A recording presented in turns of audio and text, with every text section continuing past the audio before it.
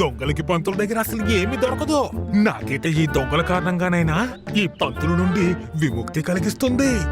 అరే మీరు ఏం చేస్తున్నారు? మీకు నా దగ్గర ఏమీ దొరకదు. నా దగ్గర ఉన్నది ఒకే ఒక పంచ, అదే ఇప్పుడు కట్టుకుని ఉన్నాను. అయ్యో నా దగ్గర ఏమీ లేదు, ఏమీ లేదు. నా మాట వినండి, ఏమీ లేదు. అయ్యో అయ్యో అరే ఆ సంచి ఇలా ఇవ్వు, చెప్తే విను, ఇవ్వు. అరే రే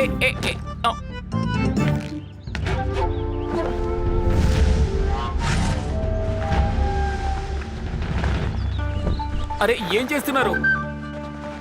అయ్యో వద్దు. అయ్యో ఏంటి ఖజానా అంతా ఇందులోనే దాచావు కదా?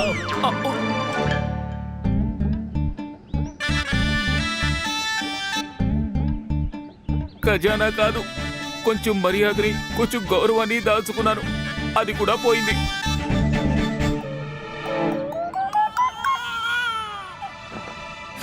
ఎన్నో ఏళ్ల నుంచి ఇతరాన్ని మోస్తున్నాను కానీ నాకే ఏమివ్వలేదు. మీకేమిస్తాడు? పండితుడి గోచి. ఎప్పుడు ఈ పండితుడు డబ్బులు బాగా తింటాడు.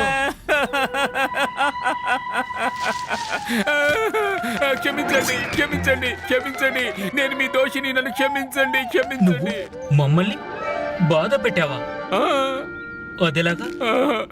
మీరెంతో కష్టపడి శ్రమించి అందరినీ దోచుకుంటారు. నేను అభాగ్యుణ్ణి, నా వల్ల మీకు ప్రయోజనం లేకుండా పోయింది. మీ పనంతా వ్యర్థమైపోయింది. చాలా బాధ కలుగుతోంది నాకు. సర్దార్, ఇతను విచిత్రమైన పండితుడు. అందరూ మన వల్ల బాధపడతారు, కానీ ఇతను మన కోసం బాధపడుతున్నాడు. సత్యం చెప్పావు పండితుల గారు. మేము చేస్తున్నాం ఈ పనేదైతే ఉందో అది నిజంగా అంత మంచి పనేమీ కాదు. ఎవరన్నారు మంచి పని కాదని? కర్మ ఎప్పుడు కర్మే సర్దార్ గారు. మీరు ఎవరిని దోచుకుంటారో వాళ్ళ ఉత్సాహాన్ని పెంచుతున్నారు, వారికి ప్రేరణ కలిగిస్తున్నారు. మేము ప్రజల్ని చైతన్యవంతుల్ని చేస్తామా? మేము ప్రేరణ కలిగిస్తామా? ఏ విషయంలో అలా చేస్తున్నాము? సంపాదనకి, జీవితంలో కష్టపడి శ్రమించి ముందుకు వెళ్ళడానికి. కొందరు వ్యక్తులు జీవితంలో డబ్బు సంపాదించి బద్ధకస్తులుగా మారుతారు. అలాంటి వారితో మీరు మళ్ళీ పనిచేయిస్తున్నారు. తమరు నాకు ఒక విషయం చెప్పండి. మానవులు దేవాలయానికి దేవుణ్ణి పూజించడానికి ఎందుకు వెళ్తారు? ఎందుకు?